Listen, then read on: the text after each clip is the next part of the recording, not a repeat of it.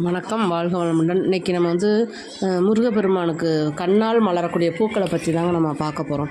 இது எப்படின்னா, முருகப்பெருமானுக்கு வலதுபுறத்தில் எப்பயுமே வள்ளி இருப்பாள், இடதுபுறத்தில் தெய்வானை இருப்பாள். ஆனால் அவங்க ரெண்டு பேர் கையில் என்ன இருக்கும், வள்ளி கையில் எப்பயுமே தாமரை இருக்குங்க, தாமரை மலருங்க.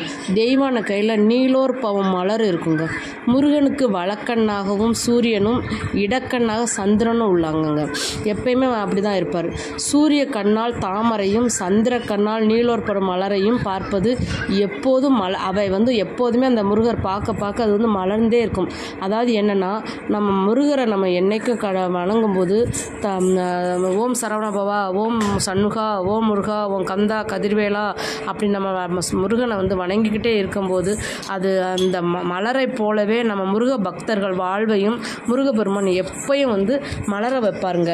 அதனால் எப்பயுமே முருகனை வணங்கியே இருங்க. உங்கள் ஆசீர்வாதம் உங்களுக்கு முருகரோட ஆசீர்வாதம் உங்களுக்கு எப்பயும் கிடைக்கும். என்னோட சேனல் உங்களுக்கு பிடிச்சுன்னு சொன்னால் லைக் பண்ணுங்கள், ஷேர் பண்ணுங்கள், சப்ஸ்கிரைப் பண்ணுங்கள்.